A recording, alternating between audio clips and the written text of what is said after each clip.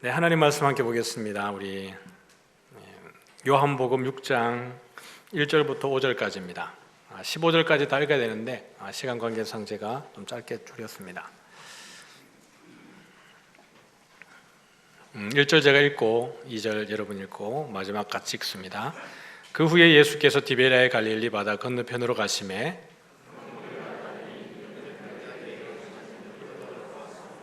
예수께서 산에 오르사 제자들과 함께 거기 앉으시니 예수께서 눈을 들어 큰 무리가 자기에게로 오는 것을 보시고 빌립에게 이르시되 우리가 어디서 떡을 사서 이 사람들을 먹이겠느냐 하시니. 아멘. 네, 오늘 설교를 함께 보도록 하죠. 오늘 미리 보면 중간에 제가 일부 드리고 한 PPT 3장을 좀 줄였습니다. 일부 때는 영상 광고 없었거든요. 들어왔고 그 다음에 했기 때문에 제가 메시지에 지장이 없도록 제가 줄였습니다.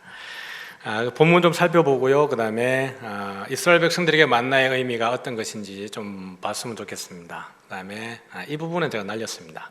이것도 좀 제가 지워야 되겠네요. 그 다음에 아버지의 뜻, 마지막 날에 우리를 살리는 것과 또 영생과 부활에 대한 이야기, 먹고 죽는 떡, 먹는데 죽는 떡이 있고 그 다음에 생명을 위한 떡이 있습니다. 그 이야기와 함께 들을 수 있는 자가 복이 있다. 떠나는 자와 남는 자, 어떤 사람이 떠나가게 되고 어떤 사람이 남게 되어지는지 그 이야기를 보게 될 겁니다. 오병이어 그러면 이제 우리가 많이 알고 있죠. 보리떡 5개와 보리떡 5개, 그다음 물고기 2마리로 5,000명을 먹이고 또 12광주리가 남았던 그 스토리입니다. 그러니까 오늘 이야기를 통해서는 거기에 있는 디테일보다는 이 이야기를 통해서 이후에 그 다음 날 벌어지게 되는 무리들이 예수님을 찾게 되어지고 그 예수님과 대화 속에서 그 무리들이 예수님을 왜 찾게 되어지는지 또 예수님은 또 어떤 분이신지에 대한 이야기를 오병이어와 관련되어서 보게 되겠고요. 그 사이에 바다를 건너서 가시는 사건은 다음 주에 다루겠습니다. 또 다른 표적으로서 그것이 어떤 의미가 있는지, 우리 6장 안에 되게 짧게 예수님 이동하는 행간의 어떤 이동 거리로 등장하고 있지만 거기에 숨겨진 의미가 되게 크기 때문에 그건 다음 주에 별도로 떼서 다루도록 하겠습니다. 오늘 보니까 이제 예수님이 묻습니다. 같이 한번 읽어볼까요? 시작. 네, 빌립에게 묻습니다. 어디서 떡을 사서 이 사람을 먹이겠느냐 그랬더니 같이 읽습니다. 시작. 각 사람으로 조금씩 받게 할지라도 200데나리온의 떡이 부족하리이다. 예수님의 질문과 빌립의 그 대답 속에서 예수님은 어떤 것을 우리에게 좀 보여주고 싶은 거냐 그러면 어디서 떡을 사서 이 사람들을 먹이겠느냐 그랬을 때 각 사람으로 조금씩 받게 할지라도 얼마의 떡이요? 200데나리온의 떡이 부족하다.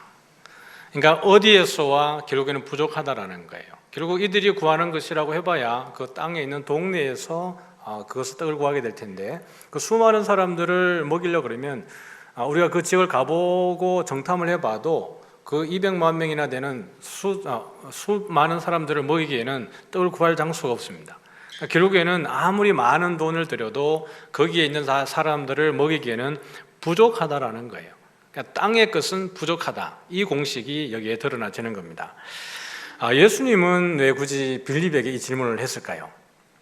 빌립이라고 하면 적어도 예수님 처음 만났고 그 다음에 예수님이 굳이 찾았던 사람이었고 또 예수님이 빌립을 만났을 때 빌립이 그 예수님을 만나고 난 이후에 나다나엘에게 뛰어가서 이야기하기를 모세가 기록했고 선지자들이 기록한 그 일을 만났다라고 이야기하면서 나다나엘에게 소개했던 사람인데 굳이 다른 제자가 아닌 빌립에게 예수님이 이 질문을 하셨던 이유가 있었을까 고민해 볼 필요가 있죠.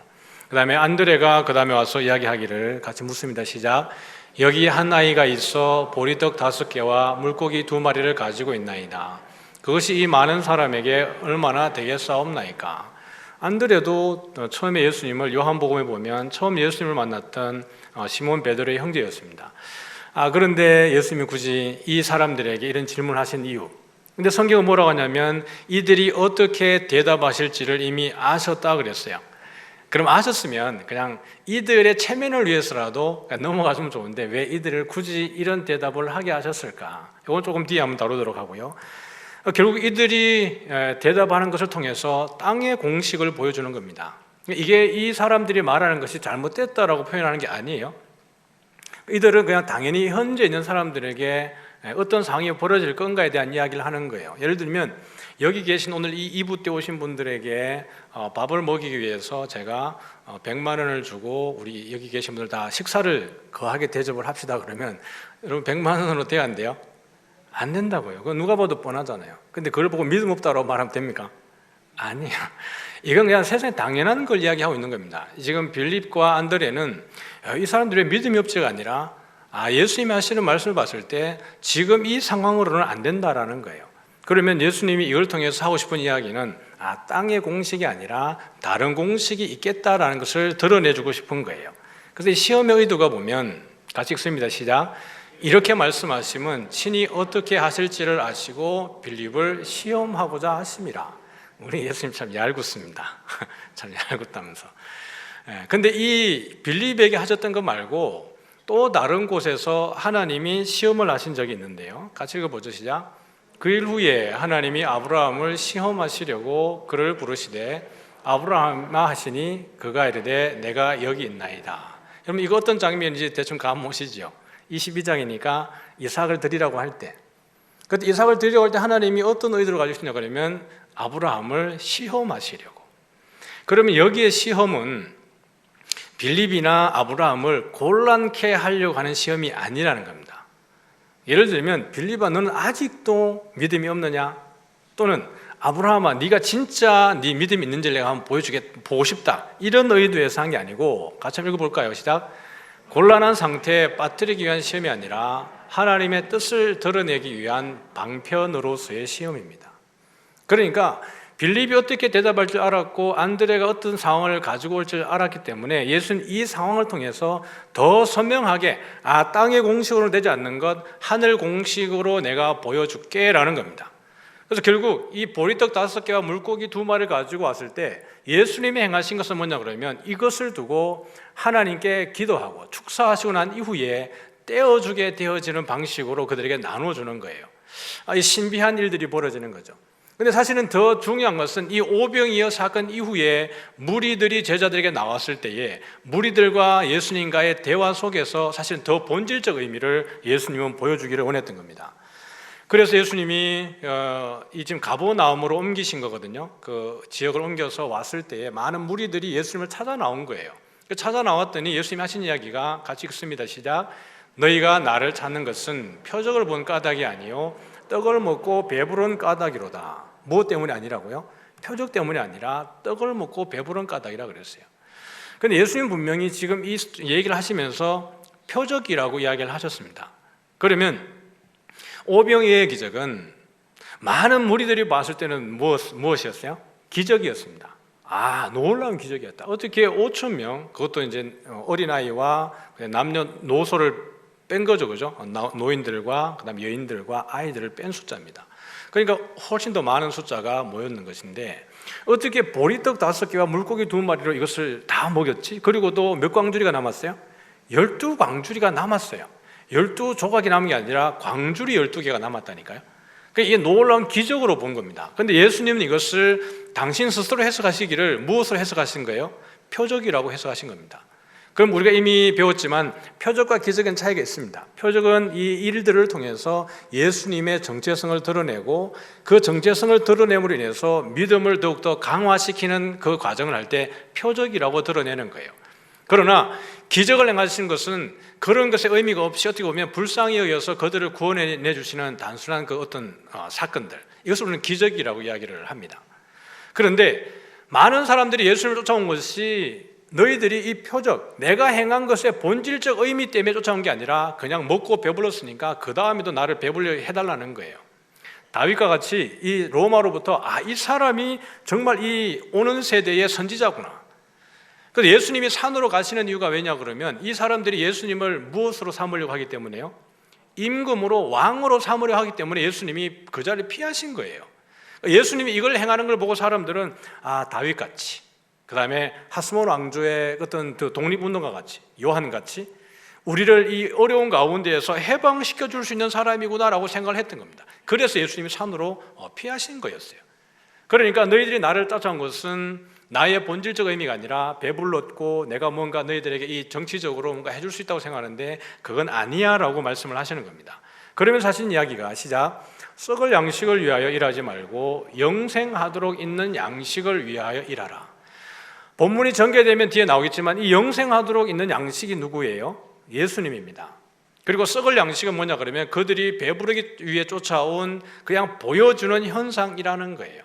배를 위해서 일하지 말고 진리를 위해서 일을 해라, 이렇게 얘기를 하시는 겁니다. 같이 읽습니다. 시작. 우리가 어떻게 하여야 하나님의 일을 하오리까? 하나님께서 보내신 일을 믿는 것이 하나님의 일이니라. 그러면 이들이 묻는 질문이 그겁니다. 그러면 어떻게 해야 우리가 영생을 얻을 수 있습니까? 어떻게 해야 하나님의 일을 하는 것입니까? 라는 거예요. 그랬더니 하나님이 보내신 일을 믿으면 된다, 이렇게 얘기를 하는 거예요. 이게 되게 중요한 의미가 있죠. 우리가 교회를 섬길 때에 헌신이 되게 중요합니다. 헌신하고 순종하는 일. 그런데 더 중요한 것은 뭐냐 그러면 하나님에 대해서, 예수님에 대해서, 진리에 대해서 아는 것이 더 중요합니다. 열심히 주의 일에 헌신하고 봉사하고 나서 나중에 한참 후에 가서 이렇게 생각합니다. 내가 왜 이렇게 열심히 하고 있지? 이렇게 묻습니다. 분명히 분위기에 휩쓸려가지고 전도회 들어가고 공동체 들어가가지고 하다 보니까 막 하고 있었는데 막상 가지고 하는 얘기가 여기가 어디야? 이렇게 되는 거예요. 그렇게 될 때 낙심이 생깁니다. 그렇게 될 때 인정 욕구가 생겨서 열심히 한 만큼 인정받고 싶어지는 거예요. 그러나 진리를 알고 나면, 복음을 알고 나면, 예수님을 알고 나면 헌신을 열심히 하는 가운데에 누가 드러나지게 돼요? 예수의 마음이 드러나지게 되어집니다. 거기는 내가 인정받고 싶은 게 아니라 더 섬기고 싶은 마음이 생겨질 뿐이에요. 그래서 그것이 오늘 왜 우리가 진리를 알아야 되는지가 되게 중요한 일입니다. 일에 집착하지 말고 본질에 더 집착할 수 있는 우리가 되기를 소원합니다. 그래서 이 사람들은 내가 뭘 해야 되는 줄 알았어요. 하나님을 위해서 내가 썩을 양식이 아니라 썩지 않을 생명을 주는 양식을 위해서 다른 무언가 무브먼트를 해야 된다고 생각을 했습니다. 그런데 예수님이 하신 얘기가 그게 아니라는 거예요. 다른 열심히 일하는 것보다 더 중요한 것은 하나님이 보내신 일을 믿는 것이 하나님의 일이라는 거예요. 이들이 잘 이해를 했을까요? 한번 보죠. 시작. 그러면 우리가 보고 당신을 믿도록 행하시는 표적이 무엇이니까? 하시는 일이 무엇이니까? 하늘에서 그들에게 떡을 주어 먹게 하였다 함과 같이 우리 조상들은 광야에서 만나를 먹었나이다. 그들이 묻는 게 그거예요. 그러면 당신을 보고 믿을 수 있도록 표적을 한번 해달라. 그럼 당신은 무엇을 하겠습니까? 라는 거예요. 여러분, 이 질문 속에 누구와의 대화가 이렇게 떠오르게 되냐 그러면 사마리아 여자과 예수님의 대화가 떠오르게 됩니다. 물을 달라 그랬더니 아니 유대인 당신이 어떻게 사마리아 여자인 나에게 물을 달라 그럽니까? 우리는 상종치 않는데. 그러면서 하는 이야기가 우리 조상 야곱이 이 우물을 주셨는데 이 우물에서 우리의 모든 가축들, 짐승들, 우리 형제 자매들이 함께 먹었습니다. 당신은 야곱보다 큽니까? 이렇게 묻는 거예요. 적어도 사마리아 여자에게 이 우물은 어떻게 합니까? 영원한 생명수 샘물이었습니다. 그러나 예수님 볼 때는 아닌 거죠. 예수님 볼 때는 야, 네가 그 물을 먹어도 다시 목마르잖아. 그러나 내가 주는 물을 먹으면 영원히 목마르지 않을 거야 라는 거예요.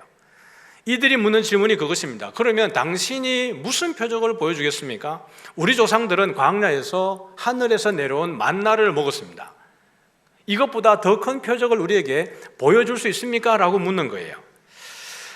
실제로 이스라엘 백성들에게 만나의 의미는 시작, 굶주림을 위해 주신 양식이에요. 비같이 내린 하늘 양식입니다. 이건 대단한 거예요.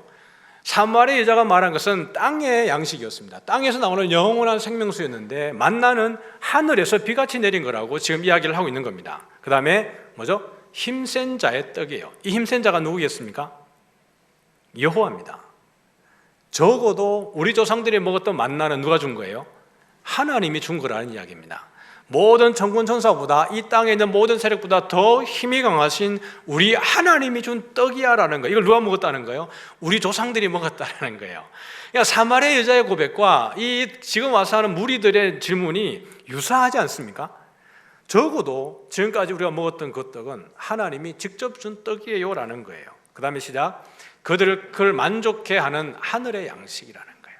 이게 지금 구약에서 만나를 설명할 때 이스라엘 백성들과 결부시켜 설명할 때 그들에 대한 표현입니다. 만나가 그거예요. 근데 예수님 오셔서 자신을 누구라 그래요? 내가 하나님의 떡이다 이렇게 합니다. 내가 하나님의 떡이다. 그러면서 결국 만나는 누구에 대한 이야기라는 거죠? 예수님에 대한 예표인 것을 보여줍니다. 사람이 떡으로만 살 게 아니라 하나님의 입으로 나오는 말씀으로 산다 그랬잖아요. 근데 그것을 어떤 상황에서 주셨냐 그러면 신명기 8장 3절 읽어보면 하나님이 그들을 시험하시려고 하늘에서 무엇을 주세요? 만나를 주십니다. 만나를 주시면서 하는 이야기가 사람이 떡으로만 사는 게 아니래요.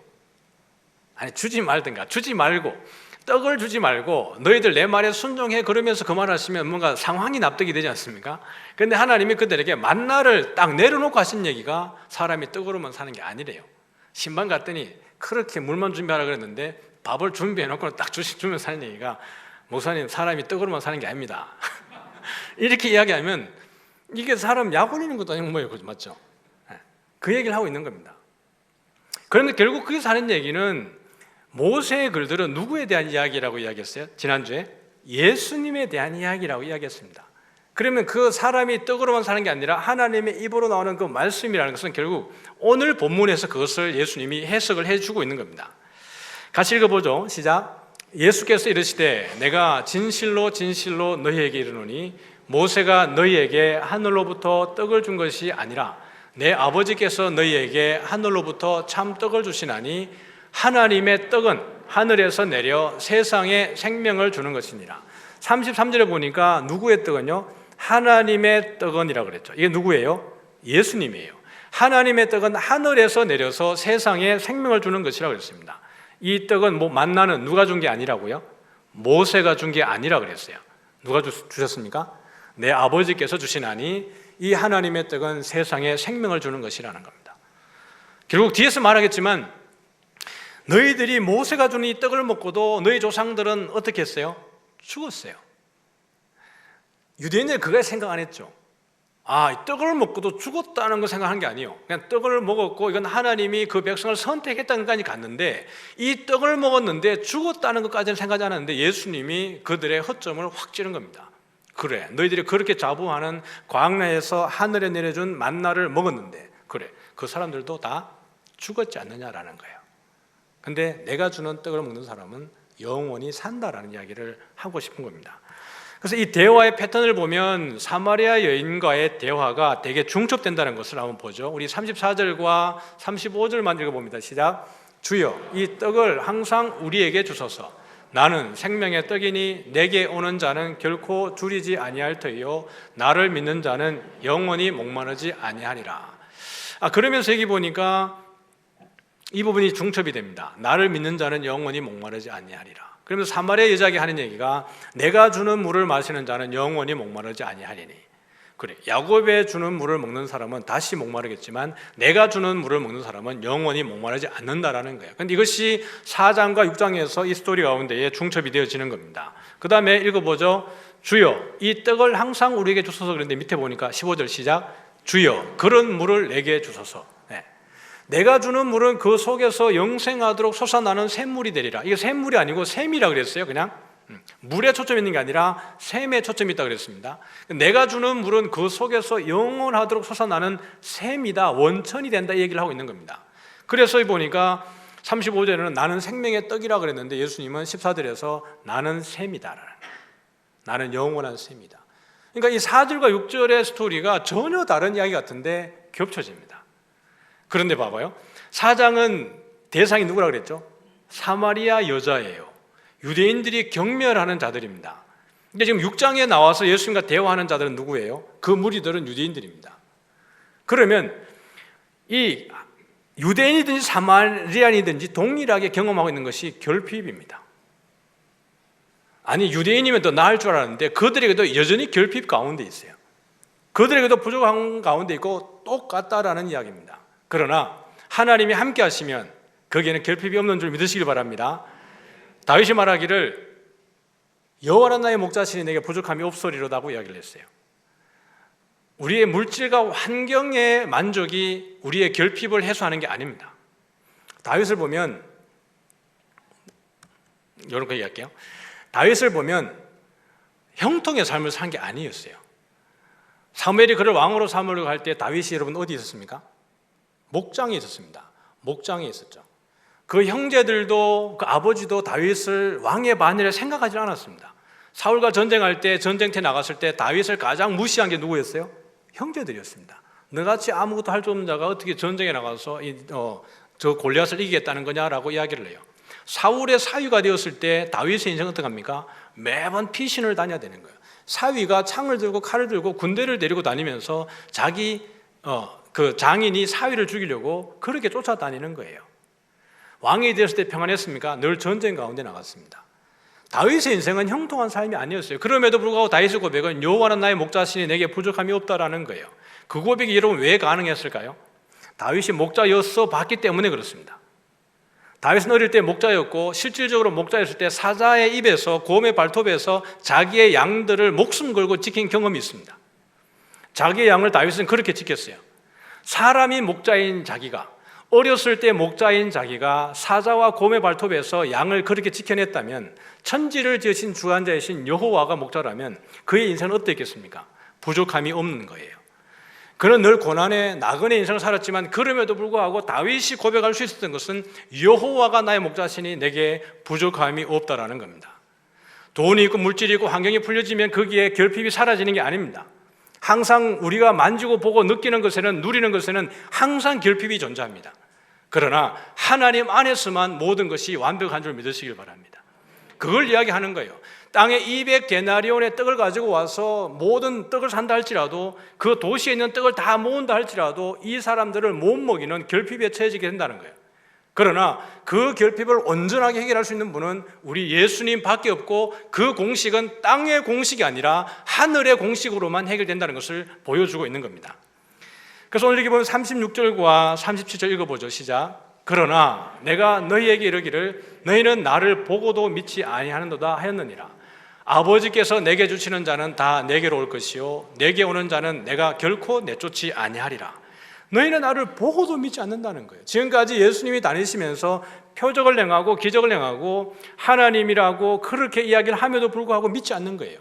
5장에 가보니까 안식일에 38년 된 병자를 고쳐줬을 때 유대인들이 해석을 했지 않습니까? 네가 그렇게 이야기하면 너와 아버지를 친아버지라고 동등됨으로 여기는 게 아니냐, 그 말은 너를 하나님이라고 말하는 거 아니냐라고 해석했음에도 불구하고 오질 않아요. 그러니까 지금 예수님이 오병이어라는 기적을 통해서 그것을 설명해 주고 있는데도 불구하고 나를 보고도 믿지 않는다라고 이야기를 하는 겁니다. 아버지께서 내게 주시는 자는 다 내게로 올 것이요. 그러니까요, 뒤에 나가면 오겠지만 제자 중에 많은 사람들이 예수님을 떠나고 다시는 예수님과 다니지 않아요. 제가 요한복음 시작할 때 그 얘기했죠. 요한복음은 진리가 선명해지면 선명해질수록 제자들은 진짜 제자만 남는다는 거예요. 무리들은 계속 떨어져 나가고 제자의 모습을 띤, 흉내만 내는 그 제자들의 모습을 띤 그들조차도 다 떠나가는 거예요. 나중에 8장 가보면 그 유대인들을 예수님이 뭐라 그래요? 너희 아비는 마귀라 그래요. 정말 그때 더 용납할 수 없는 이야기를 예수님이 그들에게 툭 던집니다. 진리가 너희를 자유하게 하겠다. 얼마나 좋은 얘기예요. 그 이야기를 듣는 순간 유대인들의 마음이 뒤집어진 거예요. 우리가 종이 된 적이 없는데 왜 진리가 우리를 자유한다게 하고 하느냐, 우리는 종이 된 적이 없다라고 이야기를 해요. 그 논쟁 가운데 나오는 얘기가 너희 아버지는 마귀라고 이야기를 하는 거예요. 내게 오는 자는 내가 결코 쫓아내지 않겠다. 그러니까 지금 1장부터 6장까지 오는 가운데에서 예수님에게 나왔던 자들만 정리해봐도 이렇습니다. 제자들, 나다나엘, 니고데모, 사마리아 사람들, 왕년신하, 38년 된 병자, 이런 거 보면 사람들이 각양각색입니다. 그죠? 유대인들이 경멸하게 여겼던 사마리아 사람들조차도 예수님께 나왔을 때 예수님이 배척하지 않았어요. 그들의 입술을 통해서 이 세상의 구주다라는 고백을 들었습니다. 그러니 예수님께 나오는 어떤 사람도 다 하나님이, 예수님이 영접하고 쫓아내지 않았는데 누가 오지 않아요? 자기 백성에게 왔는데 자기 백성이 영접하지 않는 모순을 범하고 있는 거예요. 선지자가 자기 고향에 왔는데 대접받지, 환영받지 못하는 겁니다. 이 넌센스가 요한복음에서 고발되어지고 있는 겁니다. 그래서 아버지의 뜻은, 나를 보내신 이의 뜻은 주신 자 중에 하나도 잃어버리지 않고 마지막 날에 다시 살리는 것. 제가 어디에 계속 반복되는지 한번 보세요. 마지막 날에 다시 살리는 거예요. 나를 보내신 이의 뜻은, 아버지는 마지막 날에 다시 살리는 거예요. 내 아버지의 뜻은, 지금 본문을 제가 추려놓은 겁니다. 본문은 아들을 믿는 자마다 영생을 얻고 마지막 날에 다시 살리는 겁니다. 아버지의 뜻은 마지막 날에 다시 살리는 거예요. 그 다음에 나를 보내신 아버지가 허락하지 않으면 아무도 내게 올 수 없는데 그를 내가 마지막에 다시 살리는 겁니다. 그 다음에 내 살을 먹고 내 피를 마시는 자는 내가 반드시 마지막 날에 다시 살리겠다라는 거예요. 근데 동일하게 제가 계속 반복된 게 뭐였어요? 마지막 날에 다시 살린다는 이야기를 하고 있는 겁니다. 그러면서 중간에 뭐냐면 예수님이 내가를 집어넣어요. 내가를 의도적으로 강조합니다. 지난 시간에 말씀을 드렸죠. 동사 안에 이미 인칭과 수가 다 들어가 있다고 말씀을 드렸죠. 그러면 내가라는 게 동사 인칭이 들어가 있는데 굳이 그 인칭 주어를 다시 쓰게 되면 어떤 의미라고 그랬죠? 강조라 그랬습니다. 여기는 인칭 주어를 다시 쓰면서 내가 마지막 날에 다시 살리겠다라는 거예요. 그러면서 이 부분을 보면 나를 보내신 이의 뜻은 한 사람도 하나님이 허락한 자를 잃어버리지 않고 내가 살리도록 하는 게 하나님의 뜻이라는 거예요. 잘 들으세요. 처음에 나온 나를 보내신 이의 뜻은 예수님을 통해서 많은 사람들을 마지막에 살리는 것이 예수님의 아버지의 뜻이라 그랬어요. 그 다음에 밑에 세 번 내 아버지의 뜻과 나를 보내신 아버지, 내 살을 먹고 내 피를 마시는 자를 내가 살리겠다는 거예요. 뭐죠? 아버지와 아들의 협력입니다. 하나된 뜻을 보여주고 있는 거예요. 아버지가 나를 보냈고 나는 아버지가 보내신 그 뜻을 그대로 행한다라는 겁니다. 결국 아버지께서 보내주신 자는 다 내게로 오고 내게 오는 자는 내가 결국 내어 쫓지 않을 것인데, 그래서 어떤 계층에 누구든지 와서 실질적으로 예수를 만나고 그들의 고백으로 예수가 메시아인 것을, 하나님인 것을 고백을 했는데 정작 누가 오질 않는 거예요? 유대인들이 오고 있지 않는 겁니다. 와야 될 자가 오지 않고 있는 그 모습을 보여주는 거예요. 그래서 보면 그들이 말한, 그 유대인들이 말한 것이 뭐냐 그러면 먹어도 죽는 떡이죠. 예수님이 말씀하셨던 그 떡입니다. 그들이 이렇게 합니다. 조상들이, 우리 조상들은 광야에서 만나를 먹었다. 이게 그들의 자랑이었어요.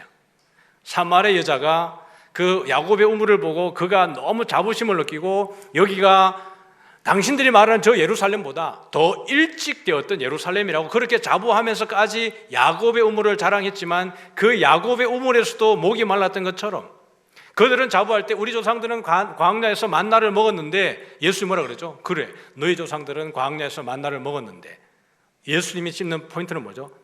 죽었다는 거예요. 너희 제자들은, 너희들의 조상들은 다 죽었어라는 거예요. 그러나 예수님을 따르는 진짜 제자들은 하늘에서 내려온 생명의 떡을 먹게 될 겁니다. 이들은 죽어요, 안 죽어요? 안 죽습니다. 영생하고 부활하게 되어지는 거예요. 땅에는 항상 결핍이 존재합니다. 그러나 그 결핍이 온전히 사라지는 것은 어디예요? 우리 주님의 나라가 온전히 임하게 될 때 거기에는 결핍이 사라지는 줄 믿습니다. 할렐루야. 그 이야기를 하시는 거예요. 그래서 이 가운데는 예수님이 중간에 딱 서 계십니다. 그래서 예수님이 누구예요? 생명을 위한 떡이라고 이야기를 하는 것이 이 오병이어를 통해서 보여주는 겁니다. 같이 읽어보죠. 시작. 광야의 하늘에서 내린 만나는 하늘에서 오신 생명의 떡이신 예수님에 대한 예표예요. 모세를 알았더라면 너희가 나를 믿었을 것이다. 선지자들의 글을 통해서 너희가 아버지에게 제대로 배웠다 그러면 너희가 내게로 왔을 것이라고 이야기해요. 오늘 제가 PPT는 넣지 않았지만 오늘 본문 가운데 있습니다. 뒤에 너희가 선지자들을 통해서 아버지에게서 제대로 배웠다 그러면 너희들은 내게서 왔을 거라는 거예요. 5장에는 뭐라 그랬죠? 너희가 모세를 믿었더라면 나를 믿었을 것이라 그랬어요. 6장에 와보니까 너희가 선지자들을 통해서 아버지에게 배웠다면 나에게서 왔을 것이라 그래요. 빌립이 나다나엘에게 뭐라고 그랬다고요? 모세가 기록했고 선지자들이 기록한 그 일을 우리가 만났다라는 겁니다. 모세와 선지자들을 통해서 이미 예언되어진 자가 누구라는 거예요? 메시아고 그분이 예수님이라고 이야기를 하고 있는 겁니다. 그러나 정작 모세의 율법을 읽고 선지자의 글을 읽고 있는 그 자기 백성들이 예수님께로 오지 않는 거예요. 그러니까 예수님이 그들을 너희 아버지는 하나님이 아니라 누구라고 말하는 거예요? 사탄이라고 말을 하는 겁니다. 말씀을 아무리 많이 읽음에도 불구하고 그 안에 진리를 발견하지 못하게 되어지는 것, 그것을 깨닫지 못하게 되어지는 것, 이것은 슬픈 일이에요. 그래서 다른 모든 일을 하기보다 하나님의 말씀 안에 들어가서 이 말씀이 무엇인가, 예수님이 누군가를 아는 것이 우리에게 더 큰 기쁨인 줄 믿습니다. 옆 사람에게 이렇게 묻습니다. 통독 잘하고 계십니까? 네, 말씀이 능력입니다. 할렐루야. 네. 그래서 이들의 고백이 이런 고백이에요. 시작. 이 말씀은 어렵도다. 누가 들을 수 있느냐? 그 제목을 들을 수 있는 자는 복되다 그랬어요. 실질적으로 이게 여러분 얼마나 어려웠겠어요. 그러나 하나님이 초청한 자에게는 엄청나게 쉬운 줄 믿습니다. 오늘 성경 말씀이 우리가 읽을 때 도무지 어려운 것 같지만 성령께서 우리에게 조명하시면 그 성경이 쉬운 줄 믿습니다. 신학자들이 성경을 막 연구하고 제가 이렇게 막 일주일 내내 이렇게 연구하지만 하나님이 은혜 주시면 저보다 더 탁월한 말씀의 능력자가 나올 줄 믿습니다. 왜 아멘 안 했어요? 아멘 하는 자에게 보겠습니다. 아멘이죠. 왜요? 그래요. 성령이 깨닫게 하시면 다른 가르침이 필요 없다 그랬어요. 그만큼 오늘 우리가 이것이 이들에게 어려운 이유는 이들이 그 모세와 선지자들의 글을 진실되게 보지 않았기 때문에 그렇습니다. 그 모습으로만, 그들의 종교적인 행태로만 그 글들을 이용했기 때문에 그 안에 있는 예수님을 발견하지 못했기 때문에 어려운 거였어요. 사마리아 여자에게 예수님이 어려운 분이었습니까? 아니었어요. 사마리아 동네 사람들이 말씀이 어려웠으면 그 세상의 구주라고 말을 했겠습니까? 아니라는 거예요. 38년 된 병자가 나음을 얻고 예수님을 따르게 되어지는 것이 말씀이 어려웠으면 갔겠습니까? 아니에요. 오늘 이 말씀을 들을 때 이해되어지고 믿어지는 것이 은혜입니다. 네, 이 들을 귀 있는 자가 복이 있는 겁니다. 그랬더니 이 말이 너에게 걸림이 되느냐 그랬어요. 읽어봅니다. 시작. 인자가 이전에 있던 곳으로 올라가는 것을 본다면 어떻게 하겠느냐. 인자는 자기를 낮추는 편이 아니라 그랬습니다. 메시아에 대한 예수님의 자기 표현이라고 이야기했습니다. 다니엘서를 통해서 말씀하셨던 그 인자, 메시아라는 이야기를 하고 있는 거예요. 기회가 될 때 그 부분을 따로 풀어드리겠습니다. 그 다음에 65절 보면 빨간 글자 시작. 내 아버지께서 오게 하여 주지 아니하시면 누구든지 내게 올 수 없다는 거예요. 믿음은 선물입니다. 믿음은 하나님의 은혜에 의해서 주어지는 선물입니다. 은혜요. 내가 한 것 아무것도 없는데 하나님이 만세와 만대로부터 감춰졌던 그 놀라운 비밀 되신 예수님을 나에게 드러내어서 보여주게 되어지는 것. 우리는 지나치겠지만 계시는 지금 내가 보는 계시가 부족함이 없는 줄 믿습니다. 우리의 가장 완벽한 계시는 누구라고 그랬어요? 예수님입니다. 예수님에게 가면 거기에 모든 비밀이 다 숨어져 있기 때문에 그렇습니다. 그래서 누가 떠나고 누가 남느냐 그러면 66절 시작. 그때부터 그의 제자 중에 많은 사람이 떠나가고 다시 그와 함께 다니지 아니하더라. 무리라고 표현하지 않았습니다, 여러분. 그때부터 많은 무리 중에서 많은 사람이 떠나가고라고 말하지 않고 그때부터 제자 중에 많은 사람이 떠나갔다는 거예요. 제자라고 표현을 했습니다. 자기의 모든 생업을 버리고 쫓았겠죠. 그러나 정말 진리가 드러나면 드러날수록 누가만 남다고요? 진정한 제자만 남습니다. 우리는 무리입니까? 제자입니까? 제자인데 제자 중에 무늬만 제자인 척하고 따라가는 척하는 게 아닙니까? 평안하기 때문에 가고 있지는 않습니까? 나에게 더 큰 시련이 닥치면 나는 언제 나도 떠나갈 수 있는 이 제자 중에 많은 사람 같은 자는 아닙니까? 끝까지 주님과 함께 있으려고 그러면 말씀 안에 거하시기를 소원합니다. 그랬더니 너희도 가려느냐 그럴 때 시작. 주여 영생의 말씀이 주께 있사오니 우리가 누구에게로 가오리이까. 베드로는 말도 참 잘해요. 베드로는 말쟁이인가? 주께서 이 말을 하게 하신 줄 믿습니다. 우리의 신앙 고백, 그것은 나로부터 나오는 것이기도 하지만 주께서 우리에게 은혜를 주셔서 우리로 하여금 신앙 고백을 하는 것이 하나님의 은혜입니다. 이게 보면 주의 영생의 말씀과 하늘에 있는 생명의 떡과 예수님은 다 동격입니다. 하늘에서 내려오는 살아있는 떡, 영생의 말씀, 예수, 그 모든 분은 동일한 것을 표현하고 있습니다. 다시 말하면 생명의 떡이 여기 있는데 주님 내가 어디 가겠습니까? 주님 당신의 떡이고 당신이 떡이고 당신이 말씀이고 당신이 영생인데 내가 어디에 가겠습니까? 이것이 베드로의 고백이에요. 말씀을 정리합니다. 시작. 하나님이 함께 하시면 그곳이 광야라 할지라도 결핍이 없습니다. 믿습니까? 예. 요셉이 감옥에 있을 때요. 감옥에 있을 때 요셉에게 한 표현이 형통했다는 거예요. 근데 거기에 수식어가 뭐라고요? 하나님이 함께 하시니 형통했더라는 겁니다. 우리가 수요 기도회 때 그 얘기했지만 수요 기도회 영상은 올리지 않습니다. 현장에 있는 분들만 은혜 끼치려고 올리지 않습니다. 근데 거기 보면 그 얘기했죠. 애굽에서 나오는 그 사람들은 종된 자들이었습니다. 종된 자들이었는데 그들을 위해서, 그들에게 하나님이 붙여준 호칭이 뭐라고요? 여호와의 군대라 그랬어요. 무기 들고 나온 게 아닙니다. 노예 상태에서 그냥 그들의 급히 나올 때 애굽 사람들의 그 보석을 좀 얻어서 나온 게 전부였습니다. 그럼에도 불구하고 하나님이 그들을 여호와의 군대, 그리고 이 밤은 여호와의 밤이라 그랬습니다. 그걸 제가 그렇게 미래 완료형이다. 미래 완료형이다. 지금은 종이고 노예고 그 상태에서 나온 것뿐이지만 그들이 장차 가나안을 들어갈 때는 가나안을 정복하는 여호와의 군대가 되어서 들어가게 됩니다. 그것을 이루고 완성시키는 분이 누구세요? 하나님입니다. 우리가 지금은 연약하고 어리고 지금 내가 보는 계시가 너무나도 미미한 것 같지만 결국 하나님은 하나님의 열심으로 여호와의 군대를 이루시고 결핍이 없는 상태로 우리를 인도하실 줄 믿습니다. 같이 시작. 사람이 떡의 힘으로 사는 것이 아니라 생명을 위한 말씀의 힘으로 산다. 시작.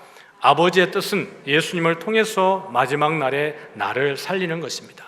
여기 계신 모든 분들이 부활의 영광에 참여하는 줄 믿습니다. 시작. 배를 위해 예수 믿는 자는 믿음에서 떠나게 될 것이고 진리를 믿는 자는 끝까지 남게 될 것이다. 다시 말하면 썩을 양식을 위해서, 내가 배부르기 때문에 떡을 먹고 배부르기 위해 나온 사람들은 결국 떠나게 될 거지만, 그러나 진리를 쫓는 사람들은, 예수 안에 온전히 가는 사람들은 끝까지 남게 되고 영광을 누리게 될 것입니다. 우리 다 같이 일어나셔서 우리 찬양합니다.